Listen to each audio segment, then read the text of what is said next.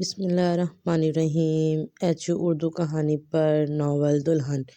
جو بھی میرے چینل پر نیو ہے ان سے گزارش ہے کہ میرے چینل کو لائک، سبسکرائب اور شیئر کریں۔ ناول دلہن، قسط نمبر 7۔ ایمان چارپائی پر لیٹ گئی اور رونے لگی۔ کیا یہی ہے ان کی غیرت کہ اپنے دوستوں سے میرے بارے میں ایسی شرط لگائیں، میرے کردار کو اپنے دوستوں کے ساتھ ڈسکس کریں؟ آخر یہ کیسی غیرت ہے؟ کیا میری ذات اتنی بے مول ہے کہ اب باہر کے لوگ میرا کردار جج کرنے کے لیے شرائط رکھیں گے؟ کیا ایسے ہوتے ہیں شوہر؟ ایمان پھوٹ پھوٹ کر رونے لگی۔ ادھر مراد حیرت میں تھا کہ کیا ہو گیا ہے جو ایمان شامر کے کمرے سے ایسے بھاگتی ہوئی دوسرے کمرے میں جا رہی تھی، اور اس نے مراد پر غصہ کیا۔ مراد سوچتا ہوا اپنے کمرے میں آ گیا۔ ادھر شامر پچھتا رہا تھا ایسی بات بول کر۔ اگر وہ شرط والی بات نہ بولتا تو ایمان آج نہ جاتی۔ وہ ہمیشہ ہی اس کی توجہ کی منتظر رہتی تھی۔ اب تینوں کو نیند نہیں آ رہی تھی۔ آج کی صبح کافی عجیب تھی۔ شامر بھی اداس دکھائی دیتا تھا۔ ایمان تو ہمیشہ ہی اداس رہتی تھی، لیکن آج معمول سے زیادہ مرجھائی ہوئی تھی۔ اس نے حسب معمول چائے پینے کے بعد جھاڑو اٹھایا۔ مراد بھی چائے پینے کے لیے آ کر بیٹھ گیا۔ شامر اور مراد دونوں ساتھ چارپائی اور بیٹھے ہوئے تھے۔ ساجدہ، سکینہ دور بیٹھی محو گفتگو تھیں۔ عافیہ اور صفیہ دونوں اندر کمروں میں گھسی ہوئی تھیں۔ شامر کسی سوچ میں گم تھا اور مراد اسے دیکھ رہا تھا۔ تمہارے دماغ میں کیا چلتا رہتا ہے ہر وقت؟ مراد نے کہا تو شامر نے چونک کر اس کی طرف دیکھا۔ کچھ نہیں، شامر بولا۔ آج ڈیرے پر نہیں گیا کیا؟ مراد نے طنز کیا۔ دل نہیں کر رہا وہاں جانے کا، شامر نے ایمان کی طرف دیکھتے ہوئے کہا۔ مراد کی نظروں نے شامر کی نظروں کا تعاقب کیا۔ ایمان جھاڑو دینے کے بعد روٹیاں پکانے کی تیاری کر رہی تھی۔ وہ لکڑیاں توڑنے لگی۔ مراد کو لگا وہ لکڑیوں سے پہلے خود ٹوٹ جائے گی۔ پھر مراد چھت پر آ گیا۔ ابھی تک باہر کا موسم تھا، نہ گرمی نہ سردی، ہلکی سی گرمی ہو جایا کرتی تھی دوپہر میں، پھر راتیں ٹھنڈی۔ شامر ایمان کے پاس آیا۔ ونی میں آئی ہو؟ میرے بھائی کے قاتل کی بہن ہو؟ تم پر یہ بیویوں والے نخرے اچھے نہیں لگتے۔ کل بلایا تھا نا، نہیں آئیں؟ آج نہیں آئیں تو میری طرف سے فارغ ہو پھر۔ شامر اسے دھمکی دیتا ہوا باہر نکل گیا۔ ایمان کی ہمت جواب دے گئی۔ اس میں اب کوئی کام کرنے کی ہمت نہیں تھی۔ وہ کام ادھورا چھوڑ کر اندر آ کر چارپائی پر لیٹ گئی۔ مہارانی، روٹیاں کیا تمہاری ماں آ کر پکائے گی؟ ساجدہ نے دروازے کی چوکھٹ پر کھڑے ہو کر کہا۔ میری طبیعت صحیح نہیں ہے، ورنہ میں کب نہیں پکاتی، ایمان نے بے بسی سے کہا۔ اب نئی فلم لگائی ہے طبیعت خرابی کی؟ کل سارا دن آرام کیا ہے، اب اٹھو۔ میری بیٹیاں نوکر نہیں ہیں تمہارے باپ کی، ساجدہ بولی۔ مراد آوازیں سن کر نیچے آیا۔ کیا ہوا چاچی؟ اس نے پوچھا۔ مہارانی کی طبیعت خراب ہے، اب روز یہ بہانہ کرے گی، ساجدہ غصے سے بولی۔ ہاں تو ان کو آرام کرنے دیں، انسان ہیں یہ بھی، مراد نے ایمان کی طرف دیکھتے ہوئے کہا۔ وہ اب اٹھ کر بیٹھ گئی مراد کی آواز سن کر۔ یہ سب بہانے ہیں کام نہ کرنے کے، ساجدہ نے کہا۔ صفیہ، عافیہ، مراد نے آواز لگائی تو وہ دونوں کسی جن کی طرح برآمدے میں ہوئیں۔ اپنے کمرے سے۔ جی بھائی، عافیہ نے کہا۔ جاؤ کام کرو، ان کی طبیعت صحیح نہیں ہے، مراد نے کہا۔ وہ دونوں بنا بحث کیے کام پر لگ گئیں۔ کوئی اور کہتا تو غصہ کرتی، لیکن مراد پر انہیں غصہ نہیں آتا تھا۔ صفیہ روٹیاں پکانے لگی اور عافیہ لسی بنانے لگی۔ دیکھ رہا ہوں بہت کام چور ہو گئی ہو تم دونوں، مراد نے چارپائی پر بیٹھتے ہوئے کہا۔ بھائی، آپ کے کام کے لیے ہم ہر وقت حاضر ہیں، صفیہ نے کہا۔ ویسے بھائی، آپ کو جب شہر میں نوکری ملے گی تو نا وہاں جب گھر ملے گا نا تو ہم بھی وہاں آئیں گے، آپ کے ساتھ رہیں گے۔ عافیہ اس کے ساتھ بیٹھ گئی۔ اس کے ہاتھ میں لسی تھی اور اب وہ پراٹھے پر مراد کو مکھن ڈال کر دے رہی تھی۔ عافیہ، کیا بھائی کو بس لسی ہی دو گی؟ کچھ پکا کر بھی دو، اندیا، آلو۔ صفیہ نے روٹی ڈالتے ہوئے کہا۔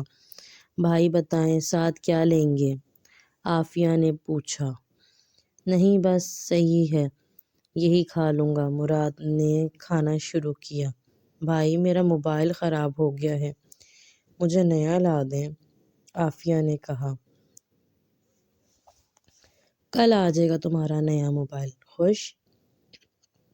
مراد نے کہا تو عافیہ نے خوشی سے بچوں کی طرح سر ہلایا۔ بھائی مجھے بھی، صفیہ ناراضگی سے بولی۔ اچھا مدام، تمہارا بھی آ جائے گا، مراد نے کہا۔ لو جی، ادھر بات نکلی نہیں ادھر پوری کر دی مراد نے۔ صادق احمد شامر کے والد نے اندر داخل ہوتے ہوئے کہا۔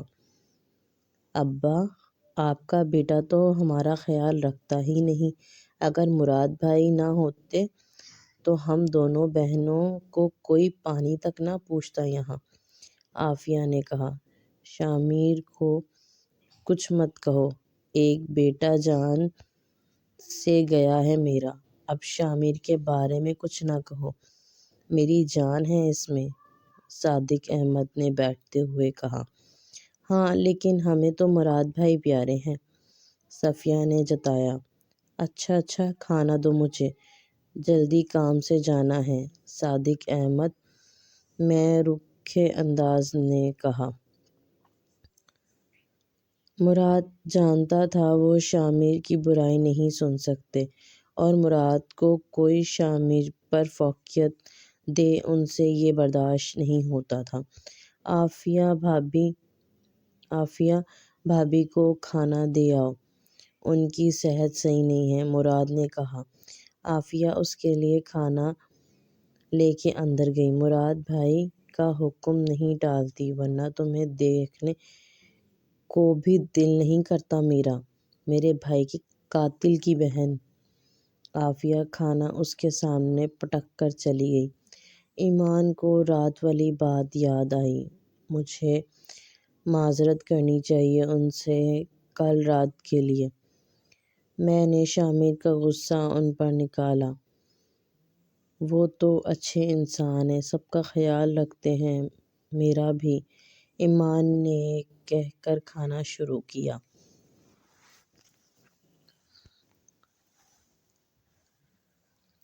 رات جب ہو گئی عالم ہوا تو شامر نے ایمان کے کمرے کا دروازہ بجایا۔ ایمان سمجھ گئی کہ شامر اسے لینے آیا، اب انکار کا مطلب تھا بے دخلی۔ وہ بھاری قدموں کے ساتھ اٹھی اور دروازے کی کنڈی کھولی۔ سامنے شامر کھڑا تھا۔ شرافت سے کمرے میں آؤ، شامر حکم صادر کرتا ہوا اپنے کمرے میں جا چکا تھا۔ ایمان سوچتی رہی۔ شامر اس کی نظروں میں گر چکا تھا، اس کے دل میں ہی نہیں چاہ رہا تھا جانے کو، پھر بھی وہ اس کے کمرے میں آئی۔ شامل نے اسے دیکھا اور اس کے قریب آیا، اس کے چہرے کو تکنے لگا۔ کس بات کا غرور ہے تمہیں؟ وہ سینے پر ہاتھ باندھ کر بولا۔ ایمان نے سر اٹھا کر اسے دیکھا۔ ایسے مت دیکھو مجھے، میرے لیے لڑکیوں کی کمی نہیں، مگر تم میرے نکاح میں ہو اور اپنا حق لینا شامل اچھے طریقے سے جانتا ہے۔ شامل نے کہہ کر دروازہ بند کیا۔ تم نے اس سے معافی مانگی؟ بس یہی مردانگی تھی تمہاری؟ ایک ونی میں آئی ہوئی لڑکی کے آگے جھک گیا۔ قاسم نے غصے سے کہا۔ ہاں تو غلطی ہوئی تھی مجھ سے، معافی مانگ لی۔ شامل نے نظریں چرا کر کہا۔ واہ سائیں واہ، تو ہمارا دوست کہلانے کے قابل نہیں ہے، حامد بولا۔ لیکن شامل نے کچھ کہنا چاہا۔ لیکن تو ایک عورت کے ہاتھوں الو بن گیا، اب جا جا کر پیر دھو اس کے۔ ہمارے پاس کیا لینے آیا ہے بزدل کہیں کا، وزیر نے کہا۔ شامل کو غصہ آ گیا۔ کیا تم لوگ اپنی بیویوں سے معافی نہیں مانگتے؟ شامل بولا۔ ہماری بیویوں کی برابری اپنی بیوی سے نہ کر، ہماری بیویاں خاندانی ہیں، ونی میں نہیں آئیں، قتل کی بہن نہیں۔ قاسم نے کہا۔ ہاں تیری بیوی تو خون بہا کے عوض آئی ہے، میرے ساتھ ایسا ہوتا تو اپنی گردن کٹا لیتا، لیکن اپنی بہن نہیں دیتا اپنی جان بچانے کے لیے، حامد نے کہا۔ وہ سب اسے اشتعال دلا رہے تھے۔ شامل وہاں سے اٹھ کر گھر آ گیا۔ ایمان برآمدے میں بیٹھی سوچوں میں گم تھی۔ آیا تو وہ غصے سے تھا، لیکن ایمان کا چہرہ دیکھ کر نرم پڑ گیا۔ کمرے میں آؤ، شامل نے کہا تو وہ اس کے پیچھے آئی۔ بیٹھو، اس نے کہا۔ ایمان بیٹھ گئی۔ موبائل چاہیے؟ شامل نے کہا۔ ایمان نے نفی میں سر ہلایا۔ میں نے توڑا تھا نا، اب میں ہی لا کے دوں گا۔ شامل نے اسے اپنے حصار میں لیتے ہوئے کہا۔ مجھے نہیں چاہیے، وہ بولی۔ اب چھوڑ دو بھی ناراضگی۔ شامل میں نے اس کے ہاتھوں کو تھامتے ہوئے کہا۔